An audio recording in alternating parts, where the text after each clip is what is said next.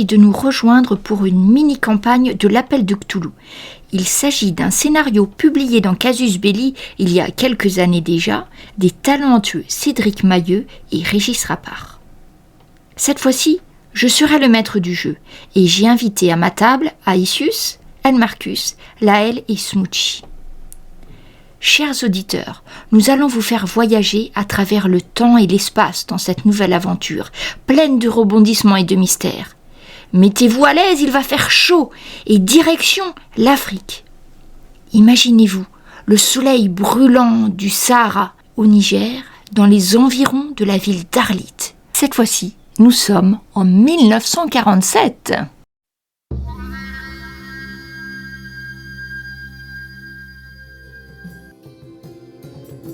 Vous voyez en fait un vieil homme qui a peut-être 70 ans, qui a l'air très très vieux, très ridé, très chauve, malgré sa petite toque. Il est assis sur une estrade, tout est recouvert de tapis, lui il est assis en tailleur sur une estrade, sur des coussins. Et vous voyez qu'au final, donc un peu plus bas que lui, pas sur l'estrade, il y a aussi des coussins sur un tapis. Il y a une petite table très très basse avec un plateau en argent, avec une petite collation. Vous pensez qu'il était peut-être... Là, on s'approche de midi, il avait des plats devant lui qui ont été poussés, la table était poussée un peu sur le côté. Et donc, à votre vue, il se redresse, mais il ne se lève pas. Il vous regarde et il va vous sortir dans un français un petit peu suranné et d'une voix un petit peu chevrotante. Et il va vous dire « Eh bien, prenez place. Moi, chef Adjoumar, je vous invite à vous asseoir. » Et donc le garde est parti et vous a laissé seul avec le vieux chef Adjoumar. Eh bien... Vous désignez les coussins. Je le remercie en arabe et je m'assois. J'imite Calder, moi. Donc en fait, l'usage fait qu'on s'asseye en tailleur sur les coussins. Bon, après, pour les femmes, c'est peut-être pas en tailleur. Ça dépend de ce que tu portes après, Muriel.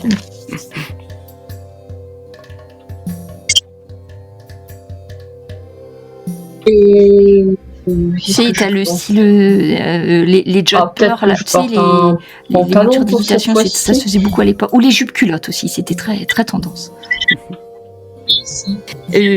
Donc il vous regarde, et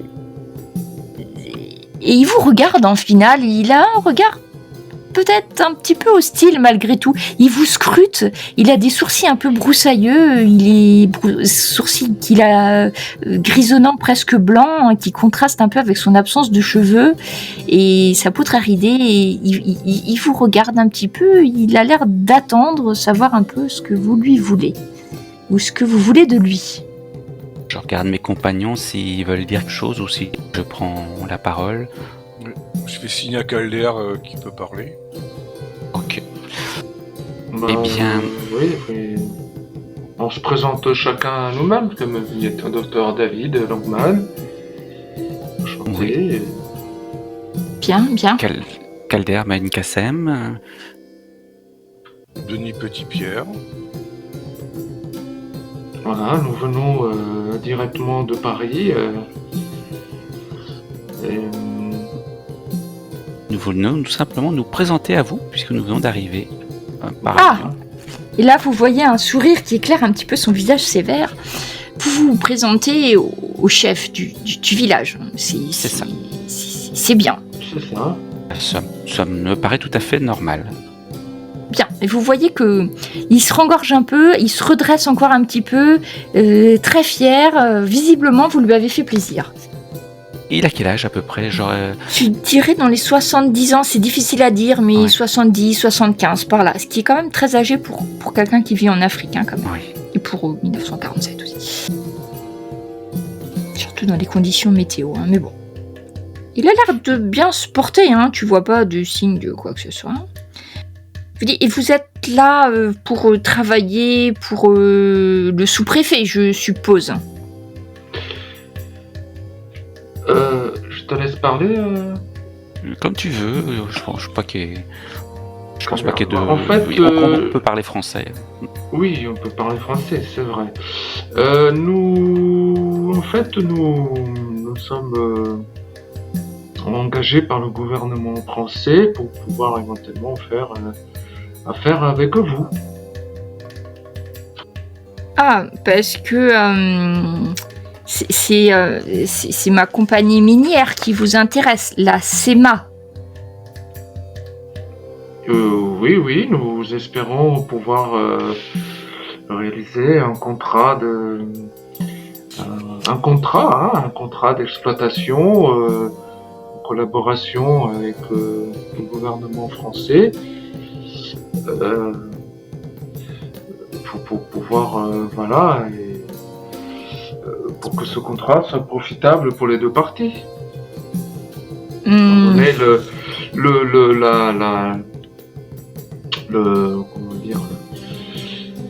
les accords historiques qu'il y a entre votre pays et la France, les accords privilégiés, les contacts privilégiés, nous espérons avoir cette possibilité.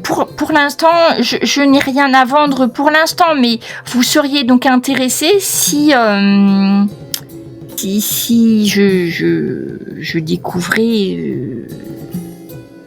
si ma mine d'uranium devenait plus productive. C'est bien cela. Vous seriez intéressé pour acheter mon uranium. Eh ben, je suis étonné que vous sachiez déjà qu'il s'agisse d'uranium, mais nous avons ici avec nous une experte dans le domaine. Ben, en fait, dans ma mine, il n'y a que de l'uranium, donc c'était pas très dur à trouver, mais bref. Non, mais je pensais qu'il savait pas, moi, ce qu'il avait dans son truc. Je pensais qu'il était encore dans Oui, peut-être, mais tu t'aperçois qu'il le sait. D'accord, ok. Exactement. Nous aimerions faire un contrat par rapport à cette mine. Bien, je vais devoir y réfléchir. Enfin, il cherche un peu ses mots parce que le français est pas sa langue maternelle. J'ai créé la société minière de l'exploitation de l'Aïr, la SEMA, et peut-être vous pourriez investir dans le capital de ma société pour que vous puissiez avoir une partie de l'uranium quand ma mine produira. Écoutez, ça me paraît... Je regarde mes compagnons, mais pourquoi pas. Oui, si nous pouvions avoir l'exclusivité pendant un certain temps... Alors, tu peux me faire... Vous pouvez tous, parce que vous avez vu son expression changer, vous pouvez faire un test de psychologie. Mhm. Quand tu as parlé d'exclusivité, il a tiqué quand même.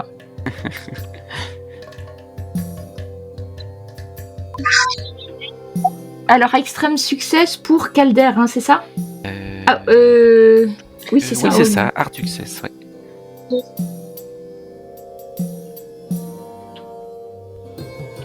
Moi, oui, vas-y. c'est un vrai truc, mais en même temps, il y a psychanalyse et psychologie. Ah bah pas mal, Muriel, au final. Oui, c'est vrai qu'on voit pas Dr David. Et Ah, ça y est, Langman. Ok, bon bah vous êtes quand même assez fin psychologue, presque tout le monde, n'est-ce pas, Denis? Ouais, c'est clairement en fait le mot en exclusivité qui l'a fait tiquer. Ah oui. Du coup, il vous regarde et dit, écoutez, merci de me soumettre votre proposition. Je dois y réfléchir.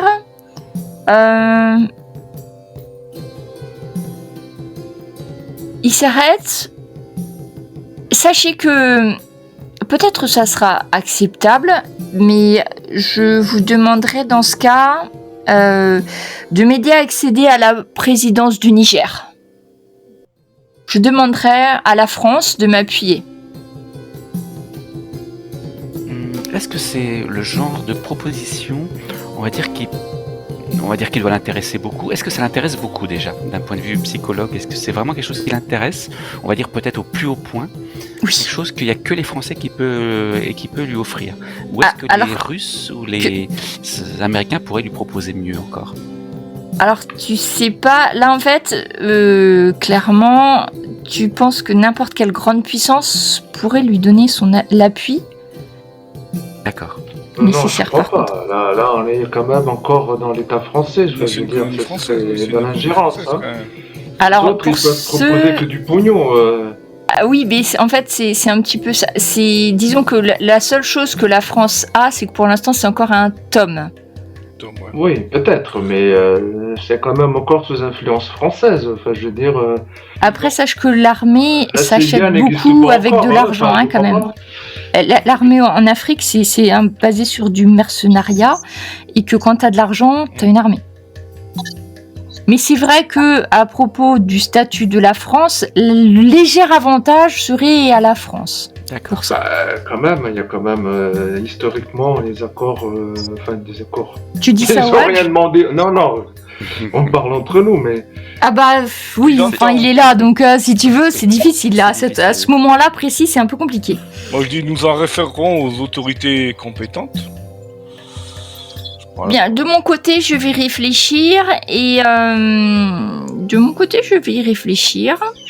oui, nous allons demander à. et Alors, penser toi, à ma proposition. Donc, est-ce que vous avez donné une idée de l'argent que vous engageriez ou pas encore? On est déjà dans les négociations d'argent là. Vaut mieux pas, non, je pense pas. Hein. D'accord, c'est juste pour savoir si vous en aviez parlé ou pas. Pour l'instant, il vous a pas parlé d'argent, il vous a juste proposé d'acheter son uranium, mais il a mis une condition, c'est qu'aussi de l'aider à accéder à la présidence. Eh bien, nous, il faut qu'on demande à notre hiérarchie, hein. Mais oui. Donc, le Telex, il va servir à ça. Alors, est-ce que vous pourriez tous me faire un test de spot hidden, juste? C'était contre l'exclusivité. Hein.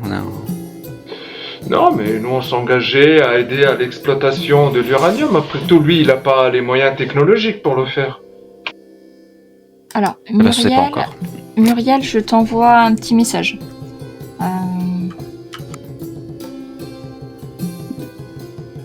Bien. Que faites-vous? Il a pas l'air de vouloir poursuivre la conversation plus bien avant, en fait. Là, Oui, vous voyez, donc, à moins que vous ayez encore une dernière chose à lui poser comme question, mais sinon... Je regarde mes compagnons s'ils ont quelque chose à dire. Sinon, je vais clore effectivement notre rendez-vous en arabe. Non, est-ce qu'on lui parle de son passé? Est-ce qu'on lui demande Peut-être pas tout de suite. Peut-être pas tout de suite, hein.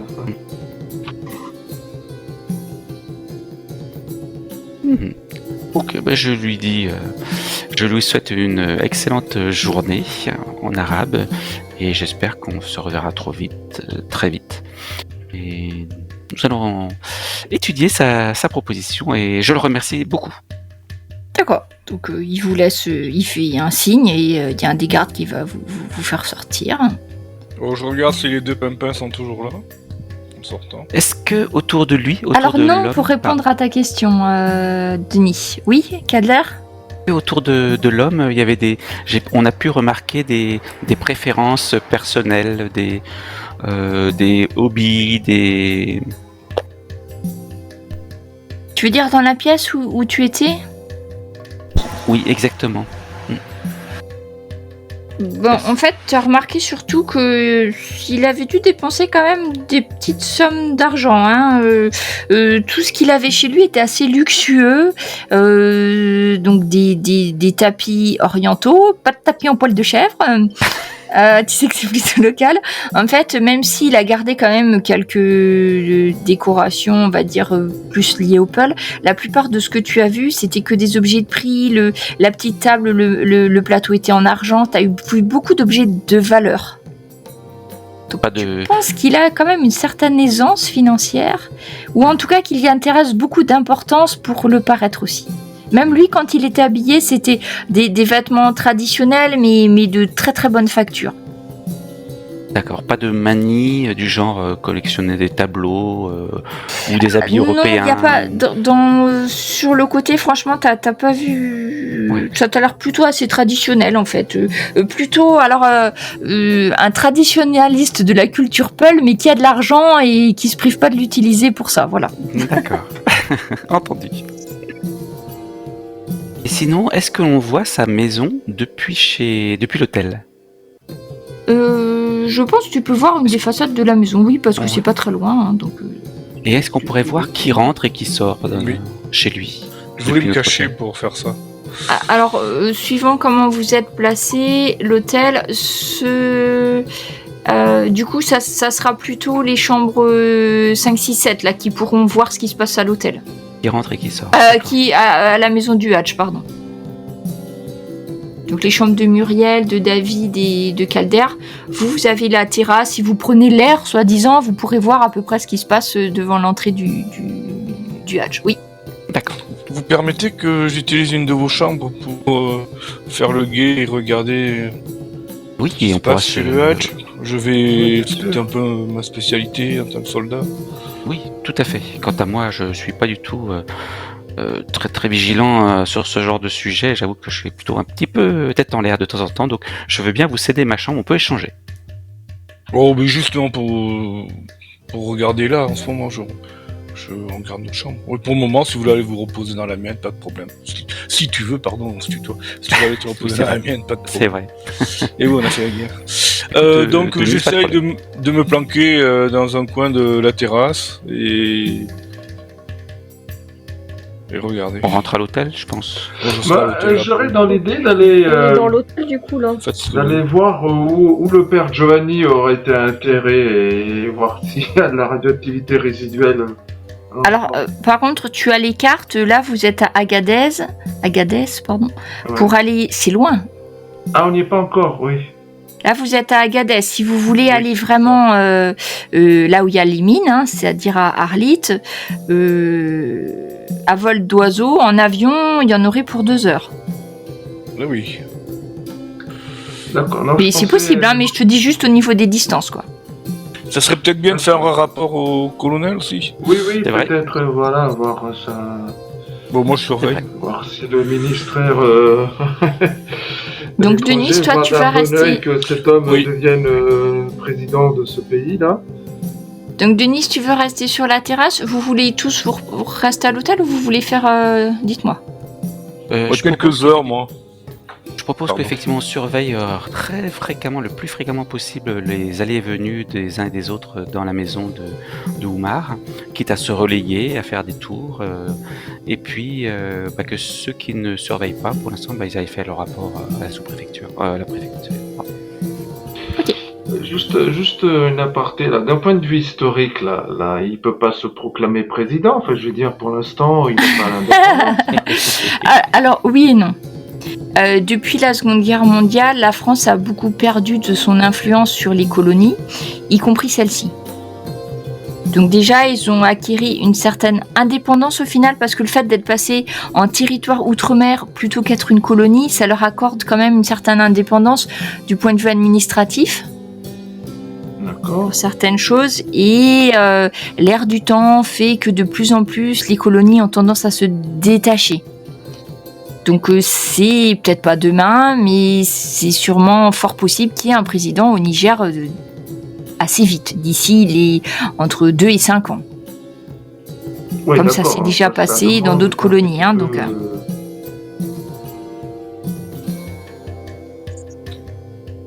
D'accord. Enfin, moi, je connais pas du tout l'histoire de cette région-là, donc. Qui c'est qui voulait retourner à la sous-préfecture? Moi, pour envoyer un message à notre colonel. Calder et Muriel?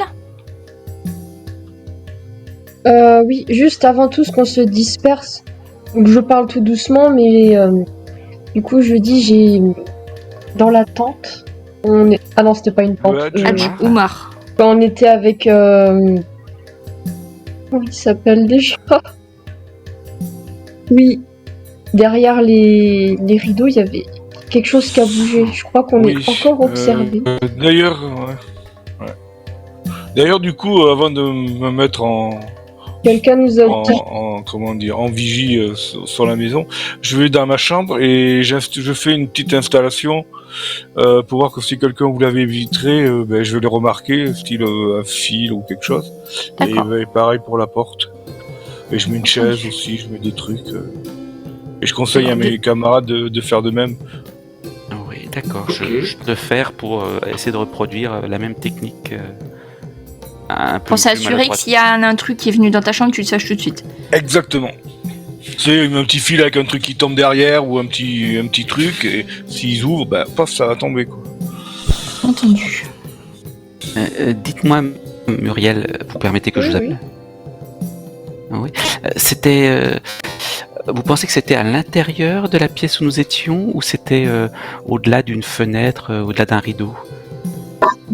Cette personne. Et cette personne, vous pensez qu'elle pourrait être de taille adulte ou de taille Je sais pas, d'un mais enfant? il y avait quelqu'un vraiment derrière le rideau. Alors c'était en fait un rideau d'une pièce intérieure. Hein. D'une pièce intérieure. D'accord. Intéressant. J'avoue que j'écoutais pas trop. Moi, je suis scientifique. Moi, les affaires, pour tout vous avouer, moi, l'affaire de contrat, tout ça, bon. Je vous laisse la main plutôt. Oui. Moi, c'est pas des choses qui m'intéressent vraiment. Oui, Je comprends. veux même En tout cas, dire que j'ai quand même quelques réserves à aller exploiter en Afrique un filon d'uranium. Enfin bon. Ne laissons pas entrer des considérations de merci. scientifiques Quelque dedans. chose d'importance stratégique quand même. Oui, j'entends. Mais bon, Mais merci pour votre vigilance en tout cas. Je n'ai absolument rien vu en ce qui me concerne. Et du coup, ça serait bien de savoir s'il y a d'autres personnes qui vont sortir de ce bâtiment et peut-être même. Non, c'était forcément quelqu'un que. Je ne sais pas ce que vous en pensez, mes chers amis. Je dis en chuchotant, hein, même si on est en train de se déplacer jusqu'à l'hôtel. Est-ce que vous pensez que c'est un serviteur, quelqu'un à l'intérieur, ou ça serait déjà éventuellement des espions?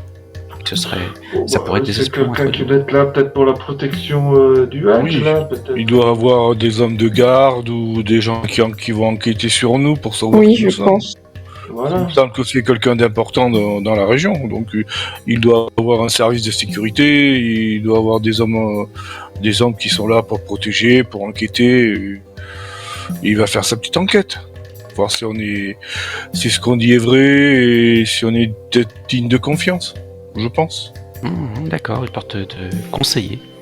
Voilà. Ah, d'accord. On pourra demander ça à notre cher Amoukelba quand on le reverra. Ouais. Peut-être que lui, il sait quel est le personnel de ce Hadj, Oumar. Entendu. Donc il y avait Kaldar et Muriel, vous voulez vous diriger vers la sous-préfecture? Vers la sous-préfecture. Et pendant ce temps, David et Denis, vous restez sur le balcon en faisant mine de rien, mais en surveillant Oui, l'extérieur. c'est ça. Ouais. Ok. Quand vous sortez, Kaldar et Muriel, il y a l'employé de l'hôtel qui vient vous voir et qui dit cela va bientôt être l'heure du repas. Souhaitez-vous que nous vous le préparions pour tous les 4? Eh bien oui, Oui, tout à fait. Après tout, nous irons après manger. Ouais. Faire notre rapport, il n'y a rien qui presse. Comme vous voulez. Après, nous pouvons vous le préparer pour faire attendre tout pour une demi-heure. Hein. Vous me dites si je suis à vos ordres. Non, mangeons à votre heure et puis nous irons plus tard faire notre travail.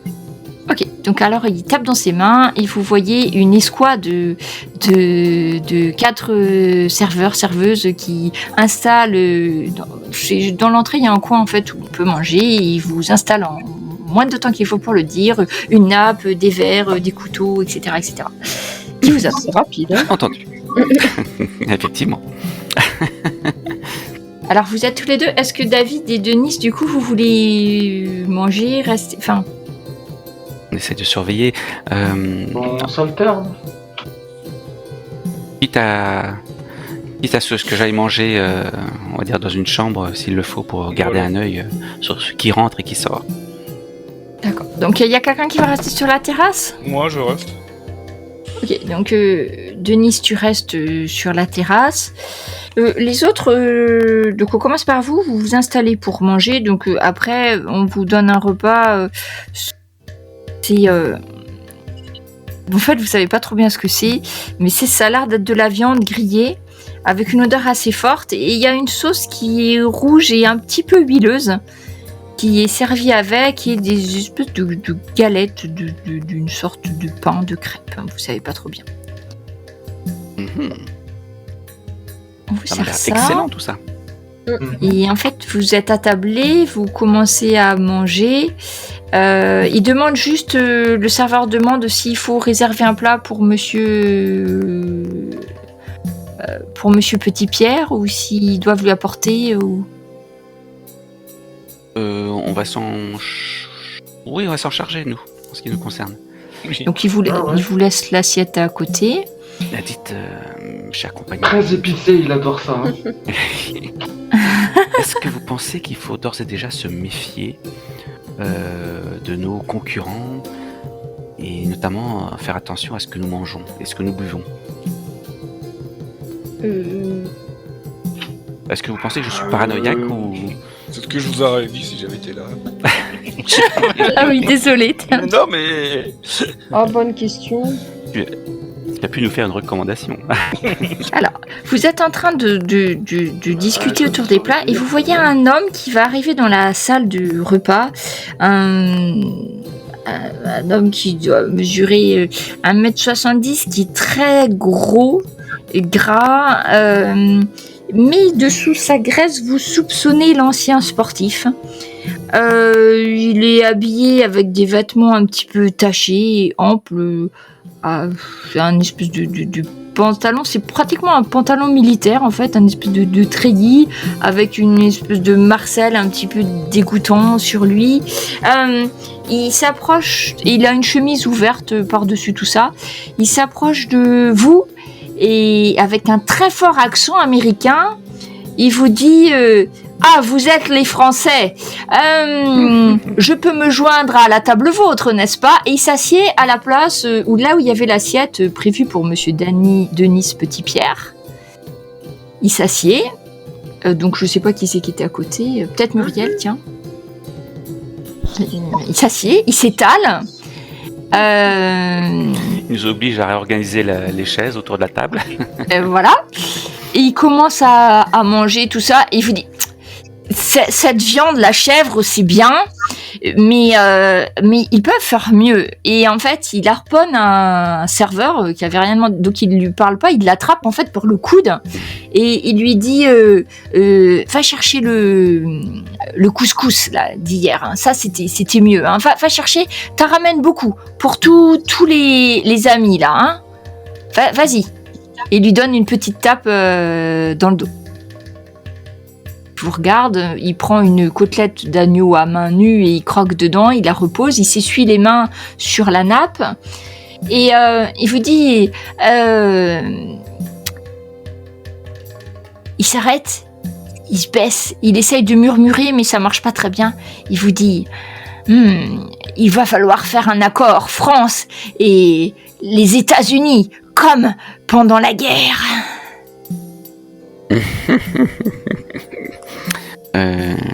Plaît-il de quoi parlez-vous? Mais tape-t-il sur la table de l'uranium, enfin. Français. D'accord. Pour la discrétion. Il postillonne un petit peu sur Muriel. Et oui, l'uranium, si la France et les Américains prennent l'uranium, ces sales Russes ne pourront pas l'avoir. Vous pensez que des Russes se seraient intéressés par l'uranium du Niger? Mais oui, ces sales petits Ruskov, je les ai vus arriver. Ils sont arrivés 2 jours avant vous, les Français. Et vous, ça fait longtemps que vous êtes là? Ça fait une dizaine de jours. Je suis arrivée une dizaine de jours. Je ne me suis pas présentée. Il te tend la main pleine de graisse de chèvre. Je suis John Kelly. Je suis un espion professionnel. Pendant ce temps, Il est trop fort. Denis Petitpierre, tu observes toujours. Alors tu commences à gargouiller un peu parce qu'il commence à se faire faim. Ouais. Et tu regardes et tu vas voir tes fameux 2 hommes de tout à l'heure qui D'accord. s'approchent. Alors ils regardent un petit peu à gauche, à droite. Ils vérifient que personne ne les regarde de l'hôtel.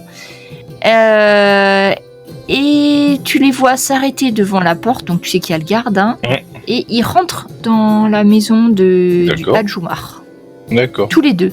Donc t'as pu les voir un petit peu mieux. Ouais.